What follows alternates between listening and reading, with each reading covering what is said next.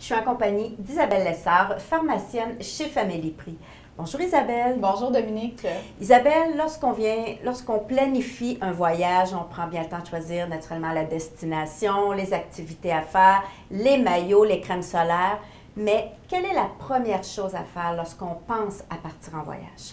Effectivement, en fait, le voyageur doit prendre les moyens d'assurer sa sécurité et sa santé dans un premier temps. Alors, si on pense au volet sécurité, d'une part, je vais vous inviter à visiter le site www.voyage.gc.ca qui nous donne toute une foule d'informations sur le pays qu'on va visiter. Alors, on peut s'informer sur les coutumes, les lois du pays, les précautions à prendre aussi au niveau de la sécurité, hein, parce que des fois, on peut aussi se rendre dans une zone ou destination qui a un peu d'instabilité politique, par exemple. On a même la possibilité de s'inscrire à l'ambassade canadienne du pays où l'on va. Et ça, ce que ça fait, c'est que si toutefois il se passe quelque chose, bien à ce moment-là, on reçoit des informations beaucoup plus rapidement et puis au besoin, on va être recherché aussi. Donc ça nous donne vraiment le volet sécurité. Absolument. Puis ça peut aussi donner une sécurité aux proches qui demeurent au Québec. Tout à fait. On a également notre petit guide santé, PSST, guide du voyageur, qui lui va à l'intérieur de ça. C'est très intéressant parce qu'on a une belle liste de toutes les choses qu'on a à penser également au niveau de l'assurance voyage, la maison, le permis de conduire. C'est très complet, alors je vous invite à vous servir du petit guide aussi là, pour planifier votre voyage. Mais il y a aussi, tout dépendant de l'endroit qu'on va visiter.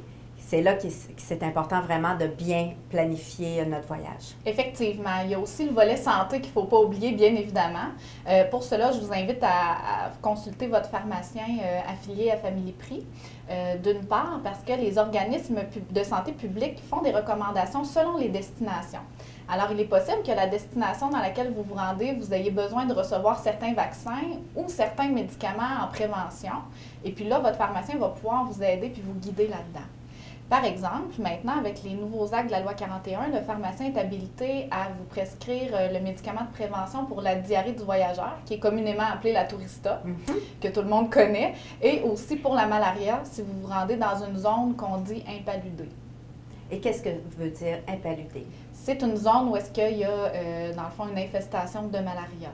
C'est certain qu'au Québec, on est chanceux, on se plaint de notre climat qui est froid, mais d'un autre côté, on n'est pas confronté aux maladies qui sont dites plus tropicales ou subtropicales, hein, qui peuvent vraiment avoir un impact sur la santé, voire la malaria, ça peut même être mortel. Donc, c'est important de faire une bonne prévention à ce niveau-là et le pharmacien va pouvoir vous aider à le faire.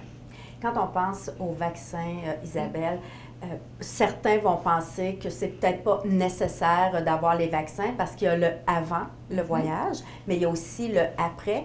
Et corrigez-moi si je me trompe, mais souvent on va prendre les vaccins avant, mais lorsqu'on revient, on est dans autre chose, le voyage est passé. Et si on saute un vaccin, c'est là que ça peut être aussi dangereux pour notre santé.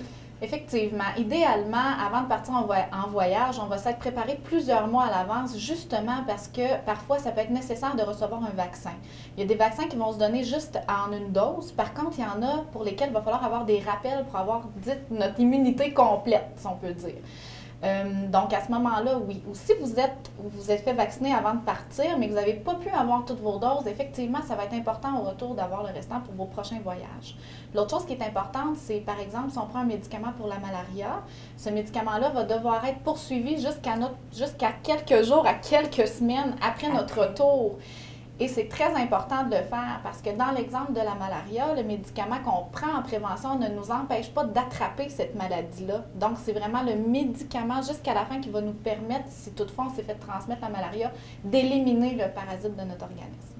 Isabelle, en terminant, est-ce que les gens qui souffrent de certaines maladies peuvent aussi voyager si certains pays nécessitent des vaccins?